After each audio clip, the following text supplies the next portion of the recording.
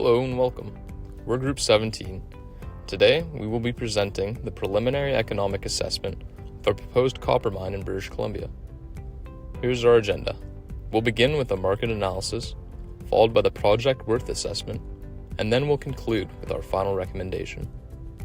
We will be starting off with a brief introduction of our project and market analysis of copper demand.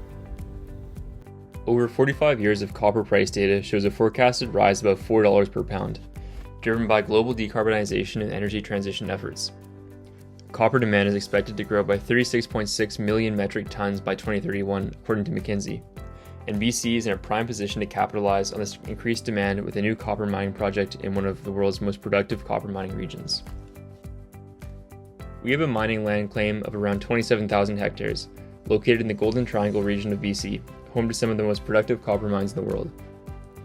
We have identified 3 similar projects from which we can pull data to estimate the economics of our proposed mine project. These 3 projects are the Berg Mine, the Quanica Stardust Mine, and the Shaft Creek Mine. This is data we extracted from reporting on the 3 reference mines, with the most important information being the claim size, life of mine, total mine recovered copper, and operating costs. We have a mine operating for 17 years with 102 million pounds of copper being sold per year at $5.60 Canadian per pound. We will require a total of 1.9 billion Canadian dollars in capital expenditures, with 437 million being financed through loans and the remainder being paid off by selling shares in our company. The loans will be taken out at an interest rate of 5.12%. For our project worth analysis, we performed a detailed cash flow projection and compiled the diagram shown here. Initially, we can see the project experiences negative net revenue because of the high upfront capex required during the initial 2-year construction phase, before the mine is operational.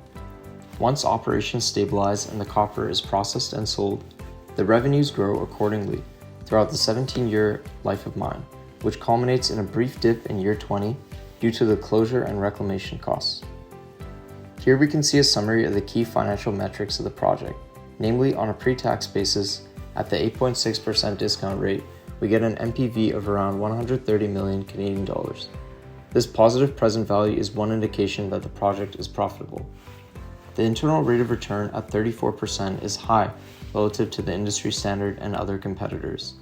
Finally, the payback period of around 4.5 years within a 20-year mine span is a relatively quick ROI. Considering the significant taxes imposed on the mine as shown, the project still remains profitable.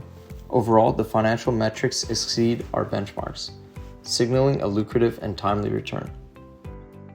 There are several external factors that must be considered when planning a mining project. These factors deal with how the project can have an impact in the areas listed below. When discussing the feasibility of a mining project, protecting the health of the workers and the public should be our highest priority.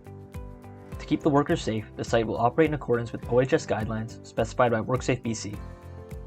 To maintain the safety of the public, special attention needs to be given to the manner in which waste is managed. Metals leaching into the water can cause illness, and dust carried by the wind can cause respiratory issues. As detailed by the Government of British Columbia, the mining sector is a powerful engine for employment, currently supporting over 35,000 workers. Each job in the sector stimulates the creation of additional 3.5 jobs in the surrounding communities, amplifying economic prosperity. A new copper mine is poised to generate both direct and indirect job opportunities, fueling regional growth. Community investment is a key pillar of the new copper mine strategy to foster growth in the people, highlighting a commitment to their civic duty and sustainability, which cultivates a positive relationship with the community. Mines in the province are committed to support local infrastructure, education, and healthcare by channeling a portion of the revenue back to its community. This improves the quality of life for residents in often overlooked remote areas. Moreover, the mine is dedicated to fostering strong relationships with the Indigenous communities. By incorporating their values and ensuring their belief from the project, a partnership is created based on mutual respect and shared prosperity. This approach targets to create a united community to support the projects they live near. Now for our final recommendation. In conclusion, the proposed copper mining project in British Columbia demonstrates strong financial potential. With a high internal rate of return of 34%, a short payback period of just under 5 years, and a positive net present value of $134 million Canadian, this project is economically viable. However, moving forward, It is crucial to conduct further detailed studies and engage with stakeholders to ensure all risks are managed effectively and the project remains sustainable. These steps will help secure the project's success and generate positive returns while fostering community and environmental stewardship. Thank you.